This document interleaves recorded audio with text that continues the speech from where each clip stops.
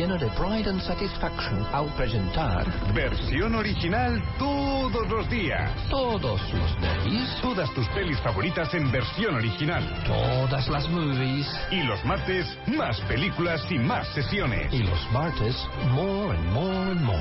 Toda la información en kinepolis.es. All the information on kinepolis.es.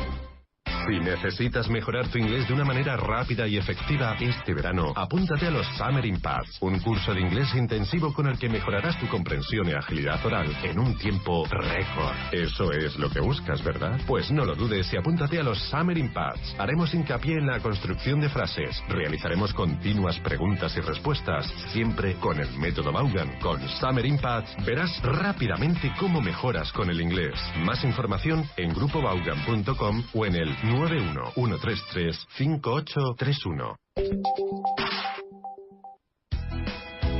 Highways and Byways with Drew Crosby.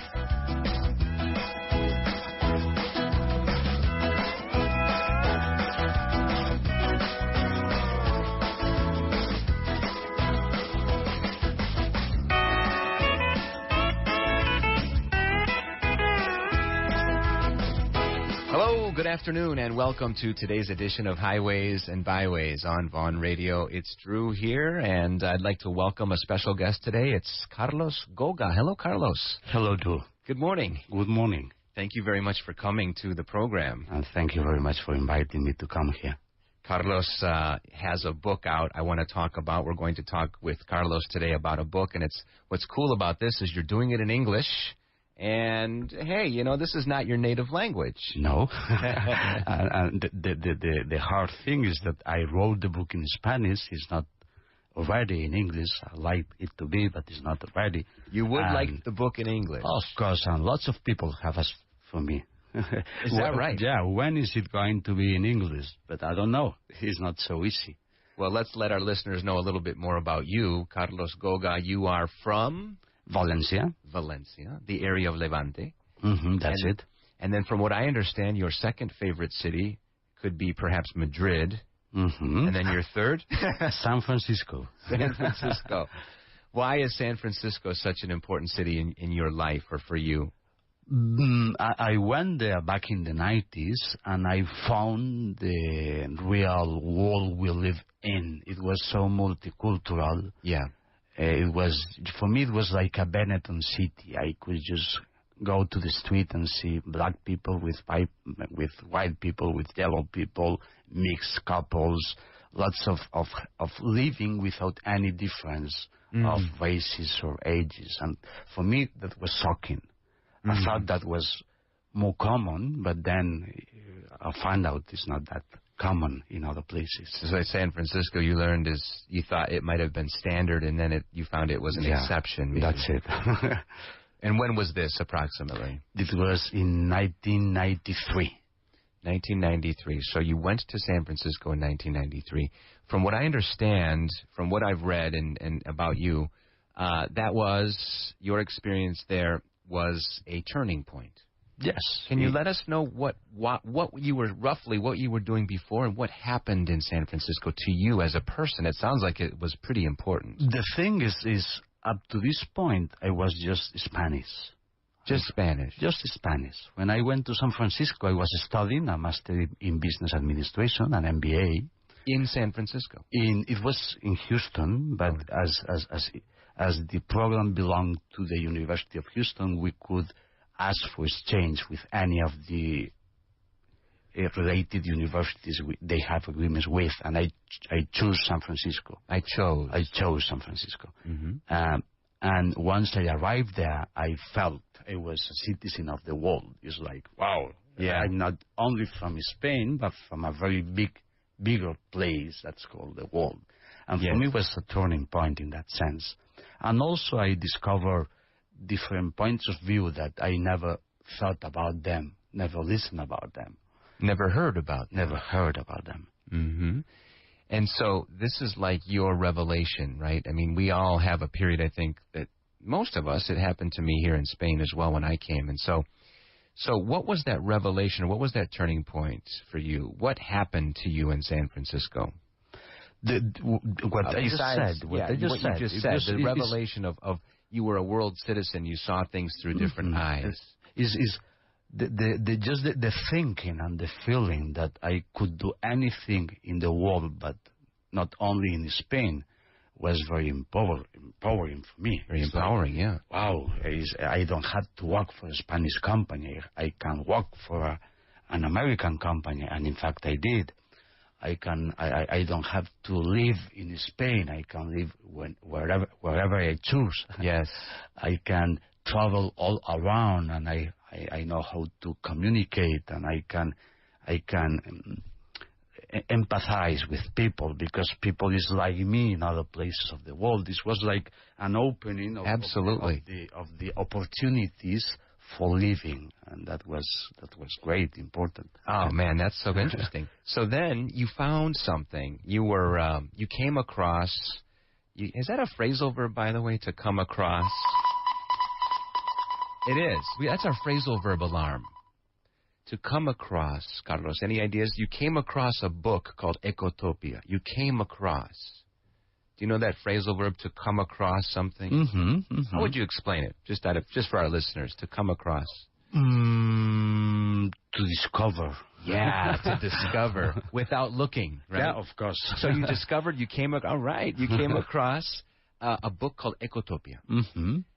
Can you let our listeners know, what was that like? What's the book about, and how is it related to your book, Lovetopia? It was, I think it was the first utopia I read. Mm-hmm. And it was a book about a brand new world that we could build if we did things differently. Mm-hmm. And in that moment, and that book was written back in the 70s. Right. The whole thing that was being proposed in that book was living in a deeper communion with the environment, with the whole ecological movement, with what's happening in the earth as a living place that hosts us. Mm-hmm. And that was very interesting for me. It's like at that time I identified a lot with some of the things that Ernest Callenbach, who is the author of Ecotopía, was proposing there. And it reached me very beautifully. Yeah. It's not only from the mind, but also from the heart. And I kind of got in love with that book. Mm-hmm. You fell in love. Mm-hmm. I think, wow, this is something that makes a difference and deserves the effort to be looked for. And when you found the book, you were so in love with it, this book called Ecotopía by Ernest Callenbach, you said, I need to share this, and I need to get it into Spanish. I need to translate this book. And that was an interesting journey. the very first thing was, I need to share it, so I will buy it in Spanish. But then I found that it was not a thought at that time. It never has been translated into Spanish, so the next step was, okay, then I will translate it. Right. But my very first approach was to buy it and just present it as a present. Well, just those of you who are just tuning in, we're speaking with Carlos Goga. He's telling us a little bit of the history behind his book called Lovetopía, and it's a lot of it was inspired by a book called Ecotopía, which was written back in 1975. Carlos discovered that book in the States. You read it, you fell in love with it, and then you wanted to find it in Spanish. You couldn't at the beginning. You found a partial translation that was done at the University de Complutense de Madrid, and then you found the fact that it was finally published in Spanish, and that was like bingo, as you said. Yes, bingo. Now I can share it. Now you can share it. Yes. Have you? 20 years later, I said, now I can share it. Yeah. So I read it again, but in Spanish, and then I felt it was kind of obsolete. It was kind of not updated, not talking about the world we are living in. So that was your inspiration to say, okay, I'm going to take Ecotopía and expand upon it. That's it. And that takes us to Lovetopía. To Lovetopía. And it's important to share that my professional living has always been in the digital industry. Digital. Yeah. Dealing with technologies and the internet and how the internet has changed both society, all society, businesses, and the self. So kind of I wanted to include the whole phenomenon of the transformation we have gone through for the last 3 decades. Yes. Into the book also. And that's important, I think, and that's that you mentioned that. I agree, because so our listeners know that Carlos is coming from a technological and a digital background. You have the knowledge to write about this, and you were working in internet and for an American company. So if Ecotopía takes place in a different age, and you and I were speaking before the program, there are three parallels between your book and Ecotopía. You mentioned the age or the era. You mentioned the topic of love, which might sort of replace the concept of ecology. That's it. And then the third is that you're looking at how technology has an impact on today's society. Can you let us know? Let's go to number one. Let's go to number two. I'm fascinated about how is love? How does love come forth, or at least extend from the ecological component? What's your view of love in Lovetopia? Why love? The thing is if we think a little bit about how we live, everything is happening around money. From a society point of view, it looks like money is the only important thing. We talk about markets, we talk about GDP, PIB in Espanol, and we listen every day, growth, and they don't say that, but there's money growth, that's the money thing. Companies is just profit. Everything should be done if there is a profit to be made. And coming out of this, we individuals kind of behave the same way. The most important thing is to work for money, do things for money, use money to get things. So Lovetopia, in that sense, is kind of a challenge of what would happen if where there is money, we put love. Substitute money with love. That's it. We can think that we relate to each other in extremes, maybe with power, and money is the main manifestation of power today, or with love. And sex is kind of the main manifestation of love today.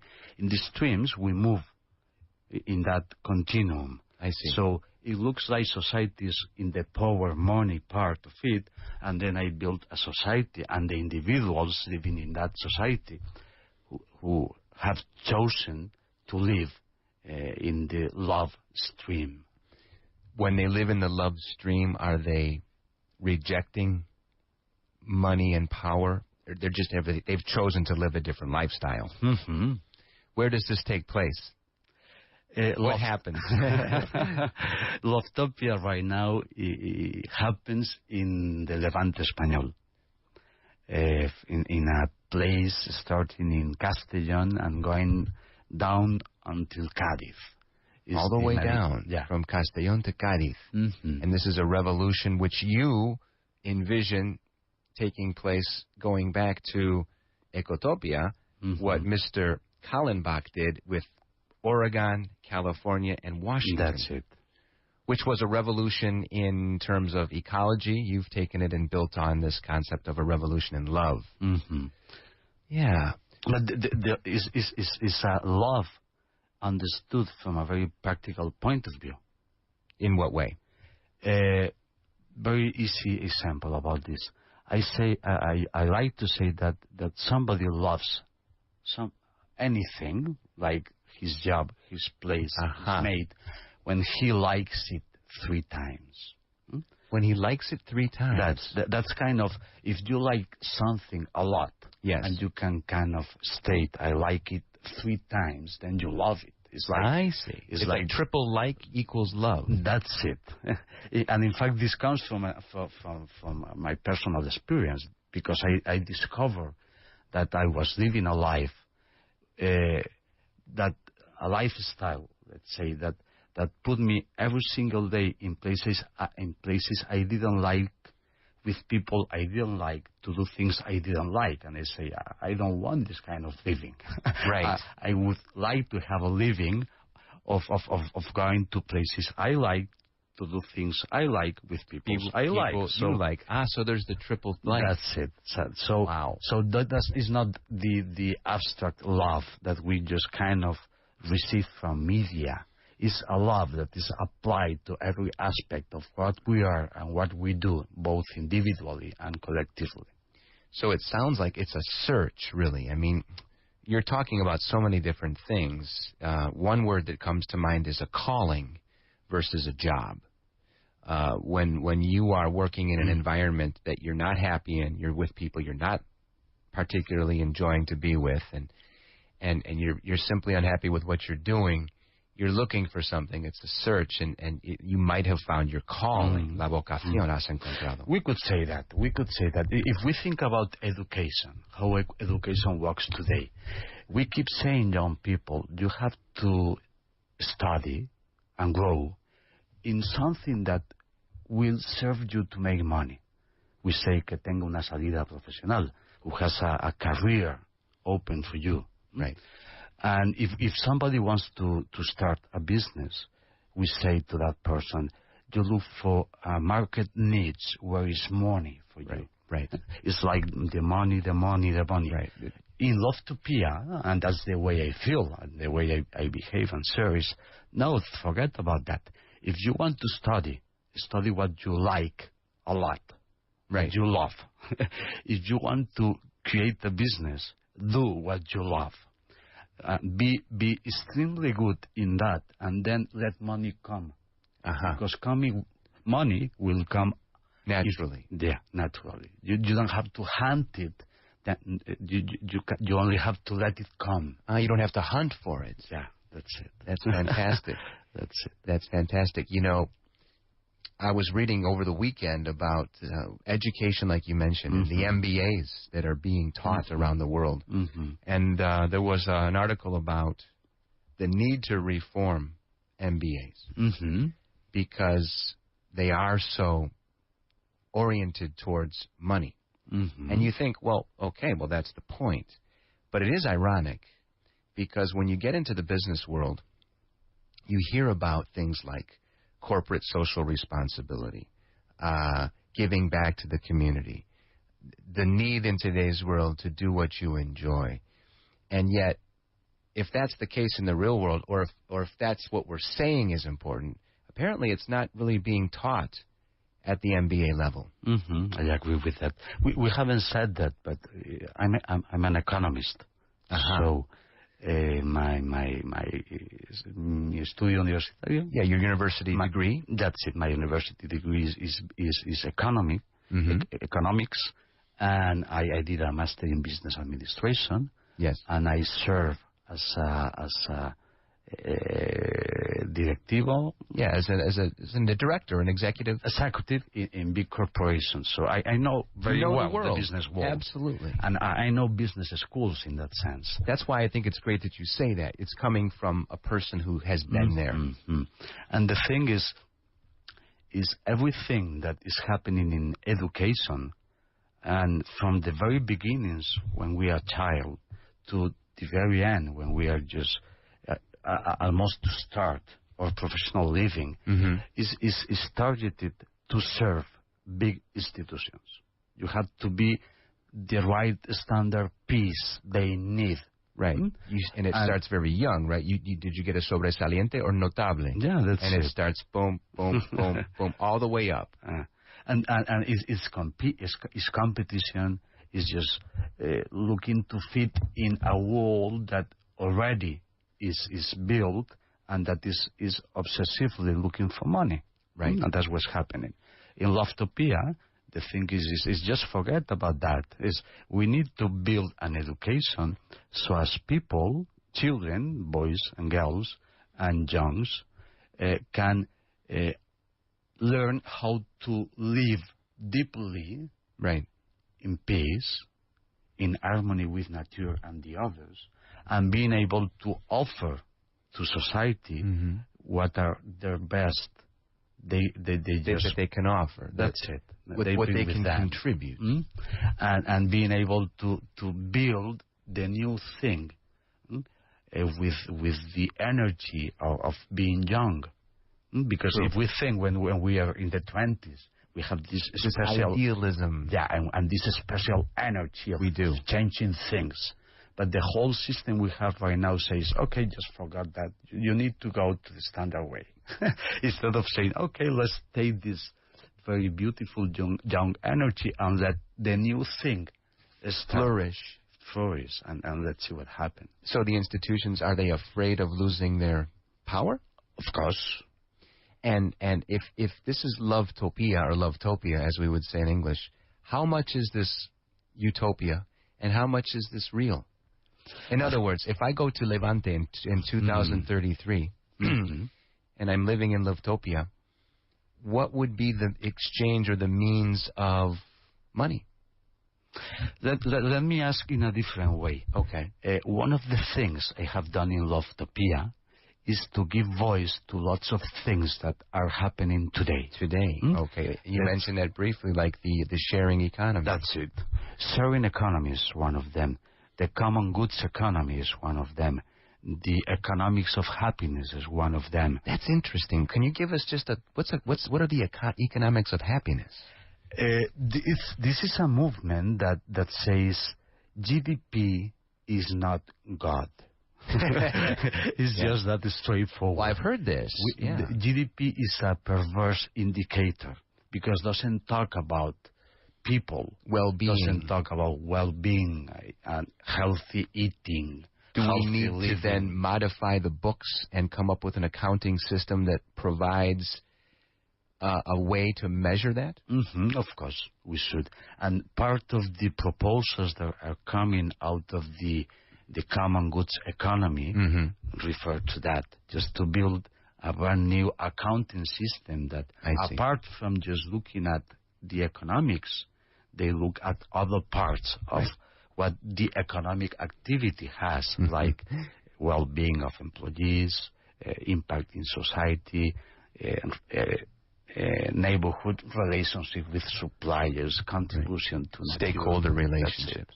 You know, what's interesting, like you said, what's funny is you said eating well is important, feeling good is important. And it's so funny because we are the human resources that generate the GDP. We are the people making the money, or maybe not making it. Maybe we're the ones making it for someone else. And yet, if the fuel, the engine, the people, you and I, aren't feeling well, it's going to crash. It's going to collapse. And that's what's happening, sort of. I think it's happening. To a certain extent. But I do agree with you that people are now looking for ways to build purpose into their lives. That's it. And not necessarily punching a clock 9 to 5. The thing is very interesting because one of the ways we could define purpose in life is to connect mind and heart, is to put love in what you think and do. When you are disconnected, with your mind says, let's go left, and your heart says, let's go right, then there is a tension, there is a pain, maybe a break there, no? If you're able to kind of find purpose, and that means connecting both heart and mind, then the whole thing starts to look different, feel different. It's like everything is easier, everything is more enjoyable. Right, less effort, but more pleasure. And more pressure. That's a good way to go. Yeah. Well, how much of Lovetopia involves ecology? Because Ernest Callenbach's book, Ecotopía, was pretty much all about ecology. It's funny that didn't happen, by the way. I mean, you look at California and Oregon and Washington, and they could go in that direction. I mean, it would be great if they probably did. But is ecology still a part of Lovetopia? Yeah, of course. It's part of it. The thing is, maybe when Callenbach wrote Ecotopía, ecology was a brand new thing, and there was a need to amplify that. Right now, ecology is something everybody knows We about. talk about it all the time. We know what's ecology. Okay. And the ecological part of Lovetopia is mainly based on sustainability. Right. From all points of view. Of course, in the relationship we have with Mother Nature, with planet Earth, right. with the whole ecological system we live in. In fact, there is another movement that's happening right now. It's called, in Español, Economía Circular. In English, circular economy. Yeah, it's like the economy of sustainability. I see. Instead of just linear processes, from extracting things out of Mother Nature and just creating waste, being able to recycle everything in an endless process. I see. And this is part of Lovetopia, for sure. You know what's interesting about, we have about 1 minute, about his book, was that it was rejected many times. And it's ironic, isn't it, that he couldn't, his piece, his contribution couldn't fit into the puzzle of GDP and mainstream economics. In my case, what happened is when I wrote the book, a very good friend of mine said, I have the publishing house that will publish your book. But when they sent me a draft of the contract and I went through it, they said, no way I'm going to sign this. No way I'm going to sign this. Well, so I self-published. You self-published it. It's Carlos Goga's book called Lovetopia. I want to thank you very much for being here, and best of luck. It's been a real pleasure. Thank you very much. Thank you very much, Drew. We're going to have to take a break, everyone. We will be right back in just a minute.